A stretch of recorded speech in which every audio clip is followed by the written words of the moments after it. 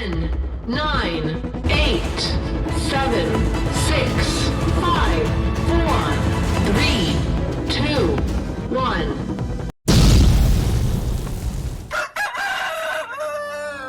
Welcome to the Philippine Chicken Karagdagang Kaalaman. Mortality due to what you call the brooding techniques. Because there are some techniques, I think, that if you can see in the pictures, this is what I call the first technique that we developed way back then, as early as 2007. If you can see, still the time stamp, in that picture. And that location is on the highland areas.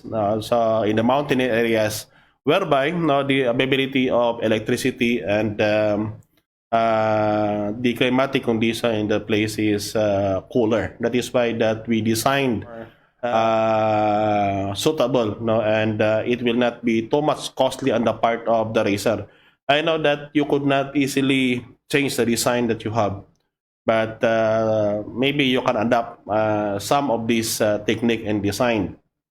Now, in this technique that we presented here was developed in Antique, together with one of our cooperator then way back in 2007. That is why that the design that we have at Central Philippine University, it is because of the evolution of the designs coming from the farmer's field down to our research station. So this is what they call the modified brooding house, whereby that design, if you can see on the right and the left part of those of the man feeding on those chicks. Now, these are what they call the modified smaller type of the housing, whereby the hen is being held inside of the co-op, and only the chicks can go out. Because the problem in that location, because of the unavailability of electricity. So that is why that they're adapting what they call the natural brooding techniques to give it to the newly hatched chicks. In this technique, that design of housing, the dimension of it is about 1.5 or about 45 cm centimeter on square.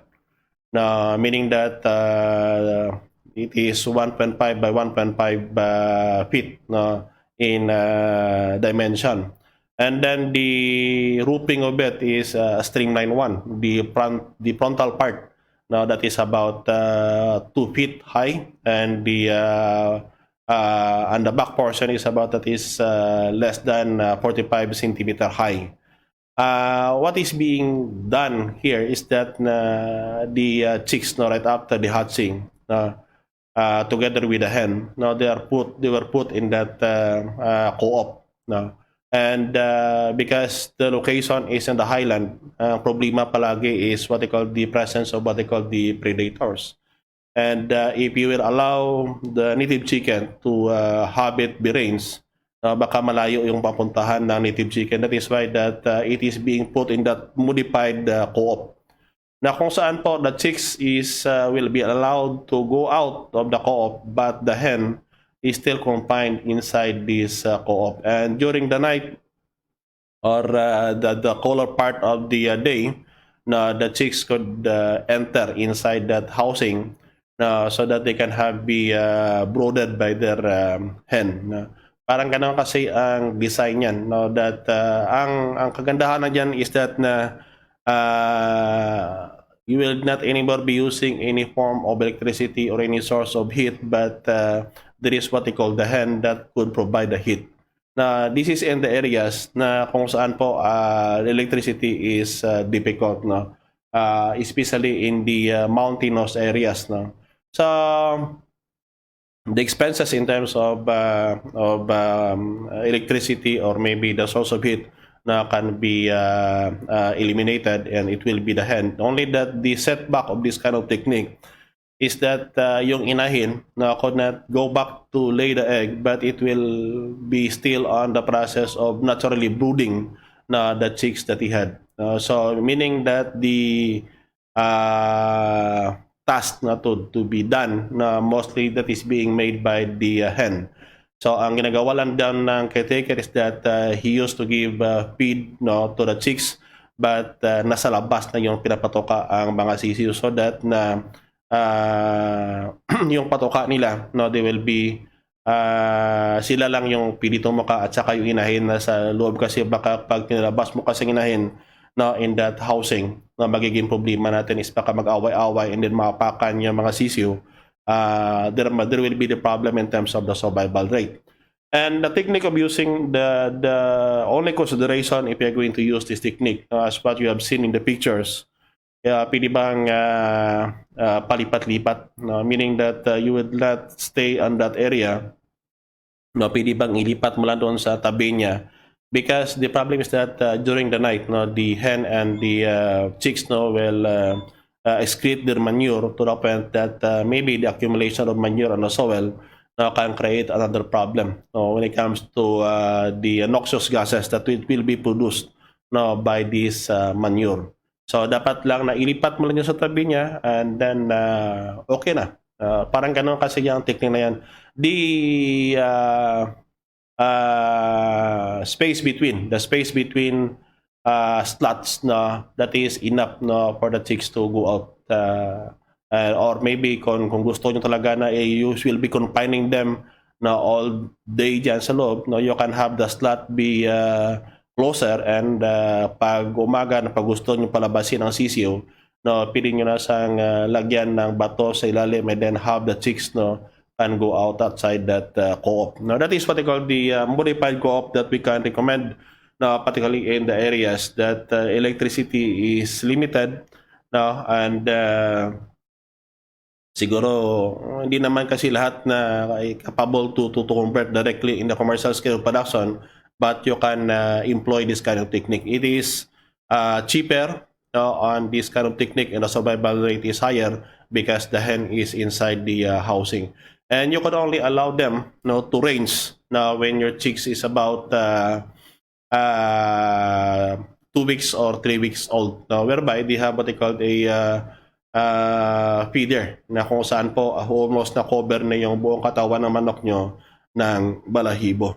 And if you'll be using this one and then if you'll be allowing them to range, pili bang bago nyo i-range yung mga sisiyo nyo, make sure that the grasses is already free from moisture or the morning juice. Kasi mahirap kasi pa mabilis kasi pag nabasa kasi ang sisiyo nyo na nakagala yan, you will be encountering problem because it will lead on to what they call extreme cold to the chicks, and it will lead to what they call the stress. So this is one of the technique that we will be using, especially if your area you don't still have the ample capital to convert in terms of the practices that we are doing here at Central Philippine University, and your place is located on the highland or in the mountainous areas. Next then.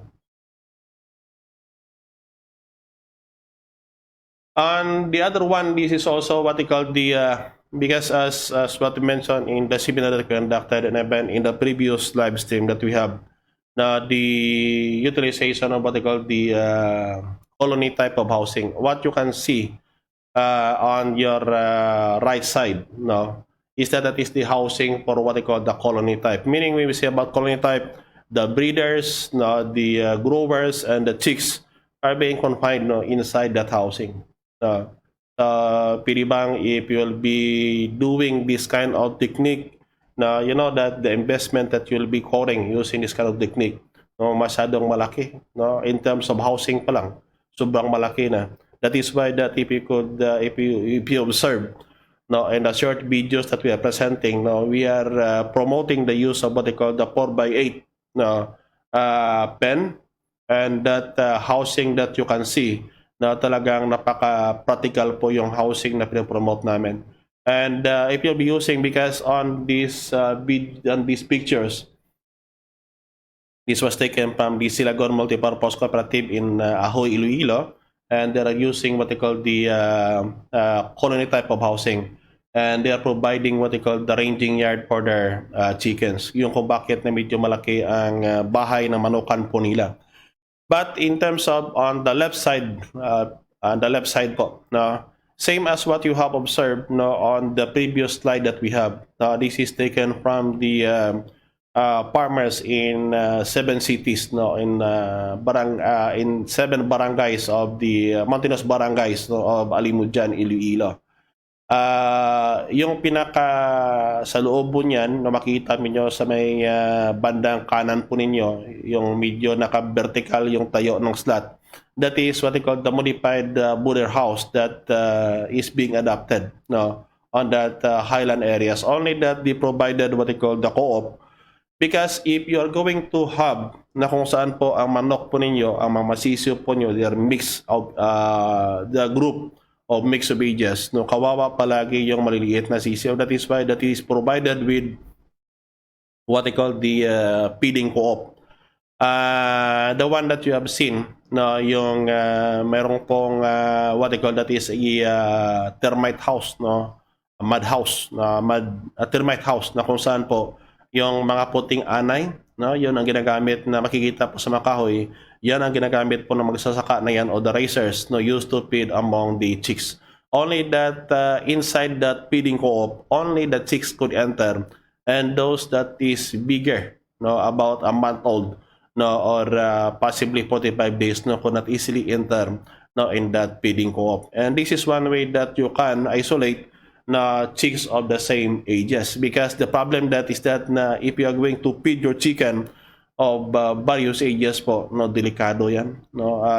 The larger one, no, ayan kasi palagi ang umaapak ng maliliit na mga sisiw, and the tendency is that it will lead on in terms of what they call the mortality. And beside the mixing of the different ages no, of chicken, no, in just one housing, no, it will trigger what they call the higher incidence of mortality. No, why? Because the younger chicken or the chicks by itself, no, they are highly sensitive to infection, and the bigger one or the adult one is usually the one that used to carry the infection no, in your flock. That is why that this is provided what they call the feeding co-op, no, so that all the chicks could enter inside, and then because in this technique, now some of the hen were already allowed to graze along with their chicks.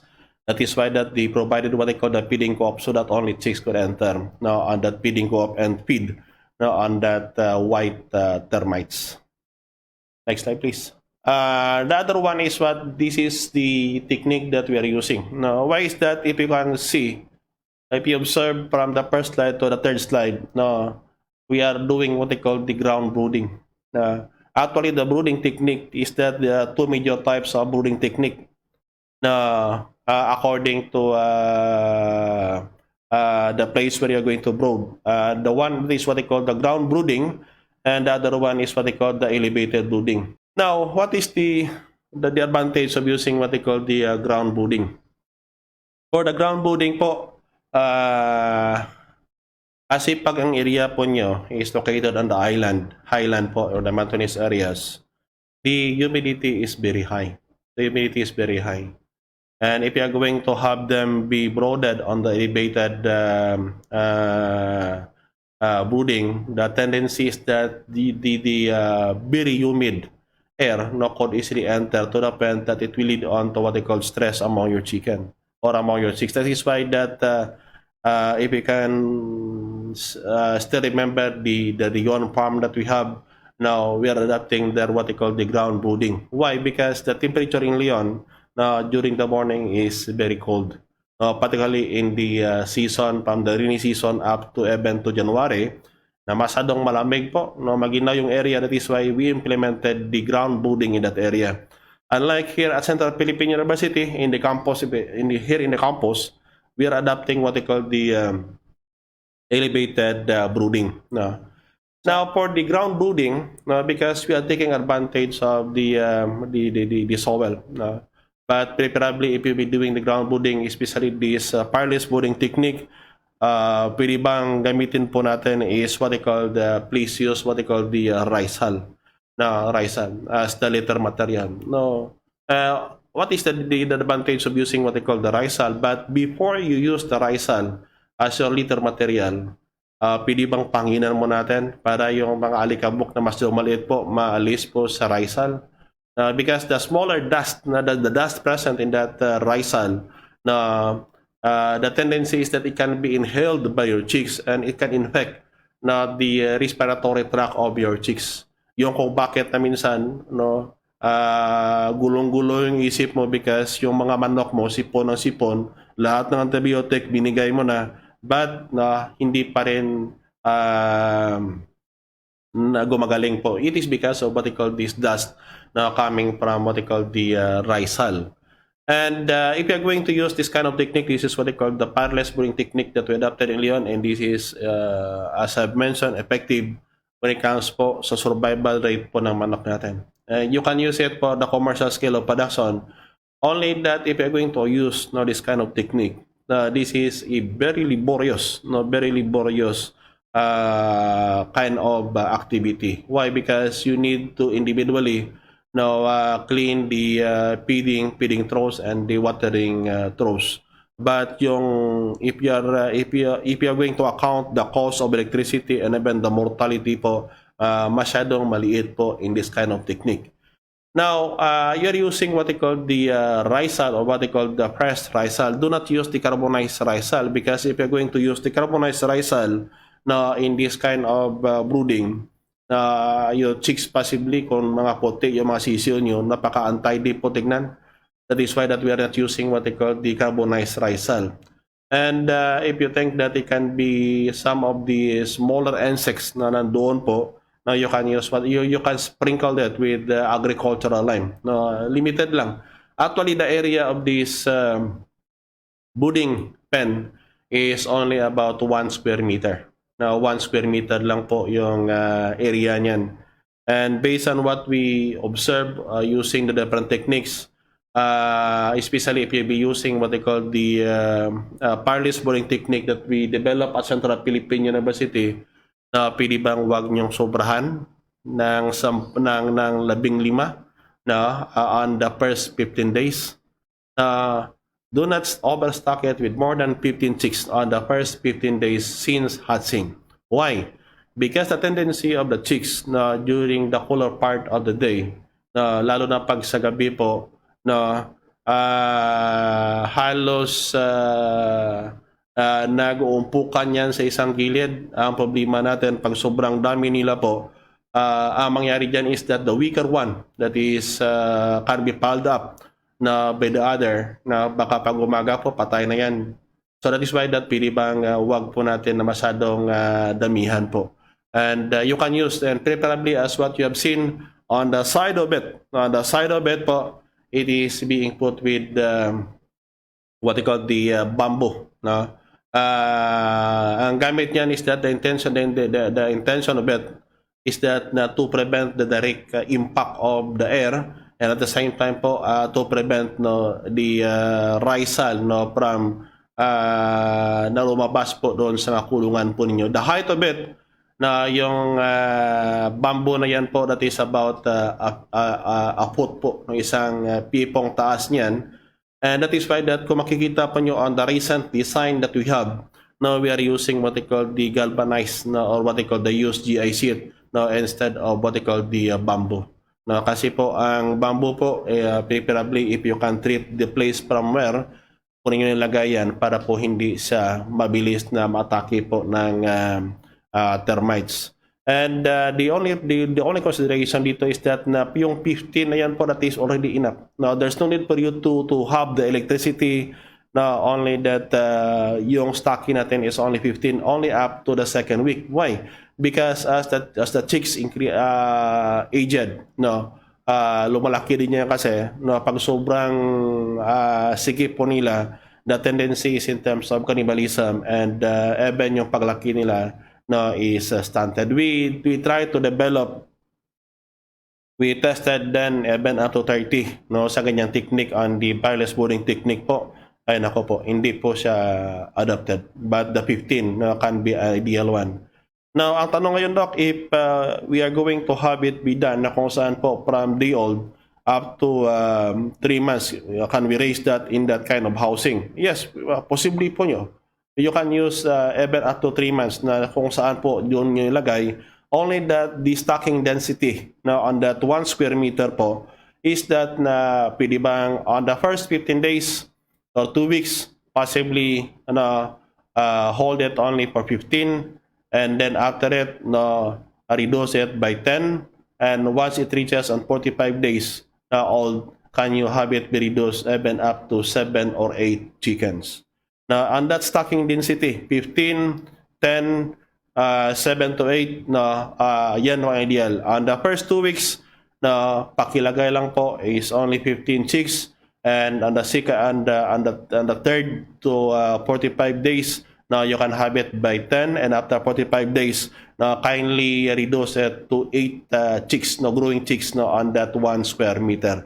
And based on the experience that we have in Leon Farm, halos po in using what they call the feeding technique that we have, and even the feeds that we at Central Philippine University at 75 days using the technique at 7 to 8 chicks per square meter after 45 days.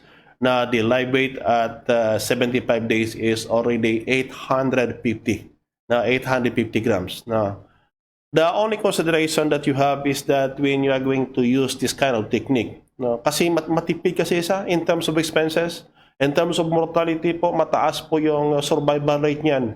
Only that yung pinaka-setback niya lang is that it is a very laborious type of technique.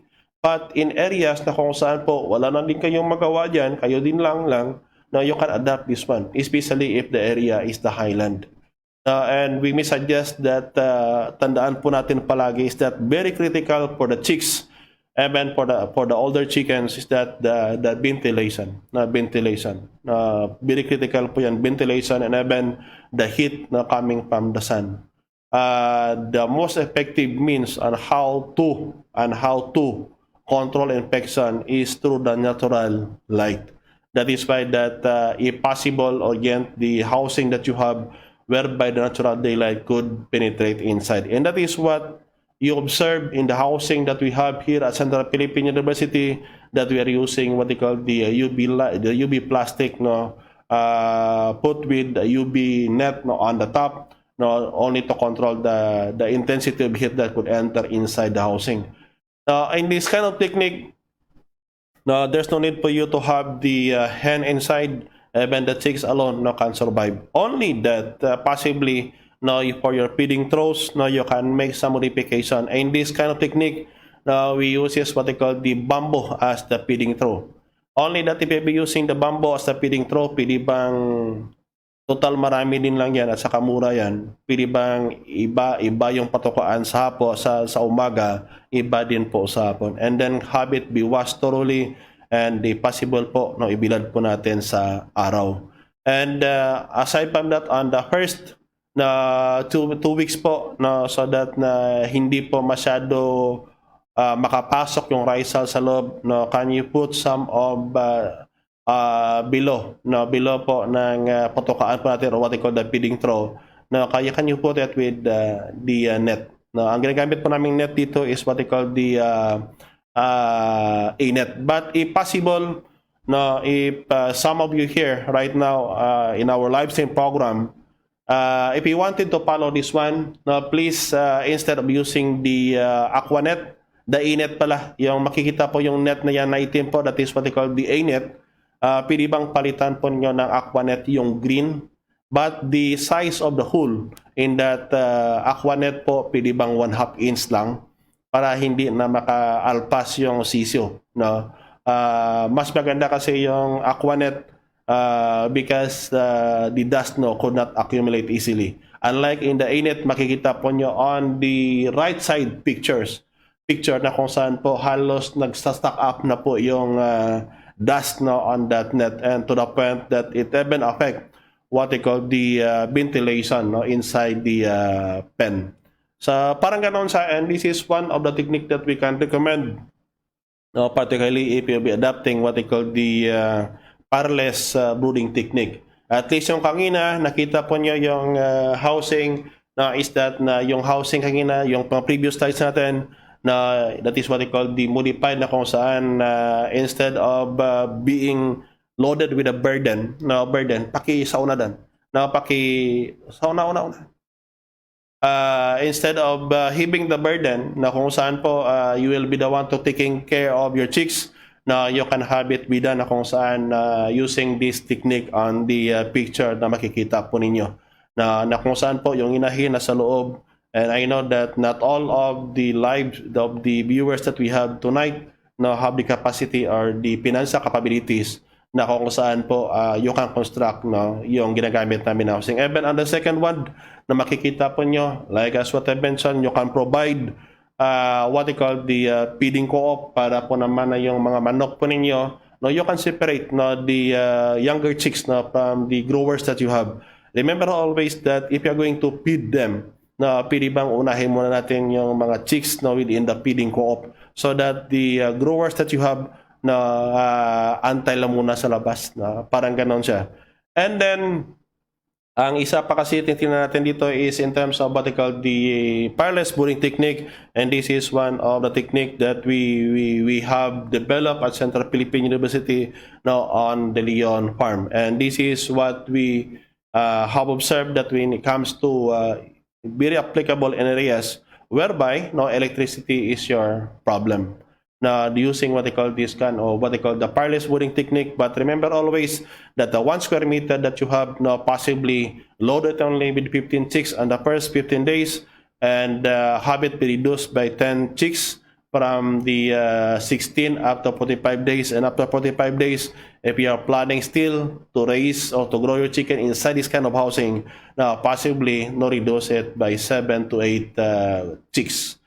If ever, for example, you will encountering problem na kung saan po sa isang pen po medyo may namatay na manok dyan because of the infection, na you can easily replace the rice hull with a new one para po at least yung infection po mabilis natin na makontrol.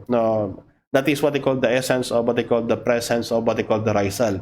Ang rice hull kasi dyan, if there is what they call the infection coming from the chicken or from the chicks, now you can replace it with a new one para po at least yung mga pathogens or any infection na can be removed inside the housing. On the next slide is what they call the same technique that we have. Now, only on this technique is your area is really too cold. No, masyadong malamig po. No, masyadong malamig. So one way na makontrol pa natin yung lamig po without using any electricity, possibly you can devise this this carton na using what they call the paperboard na carton na ginamit po namin as modified brooder na kung saan po even though that the chicks nasa loob po kahit na walang ilaw yan, na pag masyadong magina kasi yan, pumapasok po sila doon mismo sa loob ng karton, and that is one way na kung saan po they can contain. Again, make sure that ventilation is critical. Even though it is on this kind of housing, kung makikita po nyo, still the you can provide it with the rolling curtain, but make sure that the air inside po is circulating. And possibly po, the noxious gases po dapat makalabas yan. And that is why na kung ma-observe po ninyo, marami po sa mga sisiw ninyo ang namamatay. O di kaya yung mata niya po namamaga hanggang it will form what they call the pus and later on develop into what they call coryza. And coryza, this is the kind of infection, it is due to what they call the cleanliness of your brooding area. Ibig sabihin po, pag hindi po malinis ang brooding area po ninyo, mangyari po dyan is that na ang mga gases na yan po pumasok sa ilong ng manok nyo, it will create what they call irritation, and later on, it will serve as an avenue for the infection to penetrate on the respiratory tract of your chicken. And that is why nga palagi sabi namin is that the very critical stage of your chicken is those on the first 45 days, and during the first 45 days, ang first 2 weeks po is very critical. Sabihin ninyo na, Doc, actually nangyayari is that on the first week, first 2 weeks po sa first week po ng manok po namin, halos wala naman pong masyadong infection, wala masyadong sakit. Totoo po yan. Bakit? The infection is developing on that stage. Na kung saan po on the first 2 weeks or the first week po, dyan po papasok yung infection to the point that it will be manifesting on the second, on the third week. Yung kung bakit the first week po, no, ingatan po natin ang CCO po natin. Na yung kung bakit na later on will be, if you can still remember, pakibalikan lang po ninyo yung video namin ni Ma'am Dana about what they call the brooding suspension. No, brooding suspension. Na nandoon naman kasi yan if you can have the access to my YouTube account na you can have it be downloaded there na even in this Facebook, no, kindly check for the segment whereby no, Ma'am Dana discusses about the brooding suspension. Pili bang yan ang gamitin po ninyo? Now, once na ang adapt po nyo is what they call the fireless brooding technique. Yan kasi ang kasama niyan. Yan kasi ang kasama niyan. What they call the brooding suspension. Because the brooding suspension talagang nagbibigay yan po ng init sa katawan ng manok nyo, and possibly the brooding suspension should only be given among your chicks during the cooler part of the day. But if you found it na kung saan po mainit ang panahon sa umaga po, huwag po ninyo ibigay. Bakit po? The brooding suspension that we develop here at Central Philippine University po, it used to trigger to produce more heat, no, inside the body of your chicks. Yung kung bakit na dapat po on the fireless brooding technique, palaging kasama niyan is what they call the brooding suspension. You can check for that formulation that we have on the previous videos that we have dito po sa my page. Now, why we are sharing what they call the ground brooding? The ground brooding is very critical, particularly for those located on the highland. And if you are opting here that maybe yan kasi ang nakita natin is that kahit sabihin pa ng iba that the native chicken that we developed dito pa sa Central Philippine University, ganon yan, ganito yan. No, parang alagang-alaga yan. Remember always, we are raising chicken here for commercial production. Now, if you are raising native chicken for production and for commercial production, you are looking after for the quality of products the market is looking. The market is looking. That is why that kung paano po natin na kung saan po hindi maging matigas yung karne ng manok na yan, i-limit po natin ang movement ng manok po natin. Otherwise, if you keep on them ranging, the wider area that they can have the range, ganon po katigas yung karne ng manok ninyo. And beside the racer by themselves, you wanted to have what they call a higher survival rate. Alam nyo kasi ang pinakamalaki na mortality, it is not after the 45 days. It is in the first 45 days that mortality is higher. That is why that we are limiting the movement na kung saan po during the brooding dito pa sa Central Philippine University and the commercial scale of production, we are always recommending that the brooding should be about 30 days. Native chicken is far different from the broilers. Broilers is the brooding age is only up to 10 to 14 days. But for native chicken, extend it up to 1 month. Why? Because if you are going to have it, we account all the mortality that will occur, that is about 60% mortality and only 40% na can be marketed. And in what part or in what age of your chicken na kung saan po the mortality is higher, it is on the first 45 days and brooding na have the critical rule on it. On the other slide, the next slide po is what they call the ground brooding technique. Ang itong classing style kasi na if you are planning to have it be done like this way, pili bang wag po ninyong gawin yan? Bakit po? We tried this one in terms of brooding and ito kasi was developed at San Remio Antique.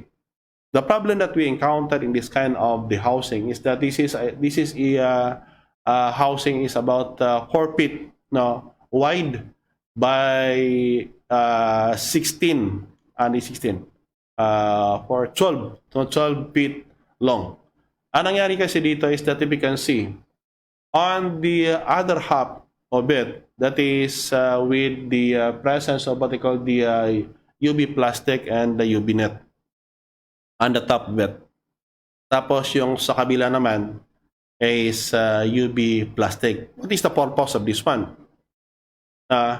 Because yung area kasi masyadong maginaw kasi bulubunduking lugar kasi is that those with the UV net on the top of it, it used to what they call to brood na the old chicks. Kung makikita po nyo dyan sa may bandang kaliwa po ninyo na we tried it to load it with about 50 chicks. Alam nyo kung nangyari? Masyadong malaki mortality niyan. It is because nasusobrang lawak po ng lugar. The competition between chicks and at the same time po, this is what they call, it uses what they call the parlous brooding technique. Paggabi po, pag guminaw yung paligid po, nagumpukan sa gisang gilid yung manok po, pag umaga po, mortality is detected. Yung kung bakit that we are suggesting possibly na please, the brooding technique that you'll be using if you're going to adopt the parlous brooding technique, can you please have it be narrowed down into 1 square meter yung pen, and at the same time po, load it only on the first 42 days, on the first 15 days with 15 chicks and reduce it by 10 after 15 days and reduce it by 7 to 8 now if you opted to have it be grown inside that kind of pen. Parang ganito yan. Now, please, if you are still planning to do like as what you have seen in the pictures, maawa po kayo pag nyo sundin yan. Do not stock native chicken more than to 15. Group them by 15. Otherwise, if you are going to group them by the hundreds, na as what you can see on the next slide, parang ganito yan. This is a ground brooding. We are using what we call the electricity. Yung kung bakit that marami-rami na kasi ang mga pinagdaanan namin dito, that is why that we are sharing it tonight. So we are sharing it tonight. Kasi ang nakita po namin dito on the ground brooding using what we call the electricity. Now on your right side po, that is a brooder, we provide what they call the cover sa taas po, no, so that the heat could not escape, no. Ang ginagamit po dyan namin is about 50 watts na incandescent bulb, and it used to what they call the to brood in that brooding pen na yan, na brooding area na yan, is that about 50 chicks also. So the requirement is about 1 watt, no, per chick. The diameter of that circle, no, is about 1.5 meters, no, 1.5 meters, and it is loaded with 50 chicks. Alam nyo kasi nangyari dyan, kahit na nasingwinta yung sisiyo dyan, but the competition in between, yung kung bakit na rounded dyan, huwag po kayo sa usage sa brooding po. Pag marami yung manok po ninyo, pwede bang gawin nyo have it be rounded, no, para makita nyo sa picture. Pag maramihan yan, bakit po? Para pag numpukan sila, walang at least they are still ample of places na hindi sila doon na magsikipan sa isang gilid po. This is what I call the ground brooding that is being done. We compare it. No, we compare. Makikita po nyo on the left side po. That is also same with this on the right side. Only that on the right side po, 56 po ang nilagay po namin. Now, walang divider yan. But on the left side po, na it has what they call a divider. And that divider, used to divide about apat yan na kung saan po every part of it on that quadrant na it is holding about 10 chicks. Mas mabilis po lumaki yung 10 na yan sa isang quadrant compared to this brooding area na kung saan po it hold what they call 50 chicks. Parang ganon yan. Yung kung bakit that based on the recommendation that we have, please do not stock your chicks more than 215 because the nature of native chicken is far different from the broilers. Parang ganon yan. So I know that kahit paano po, this is still part of the brooding technique, and only we are discussing is what they call the ground brooding technique. if you are planning na kung saan po ang manok po nyo, the intention of it, it is really for this personal project, or maybe you'll be using them for breeding po, no, you can adapt what they call this ground brooding technique. Pag ang area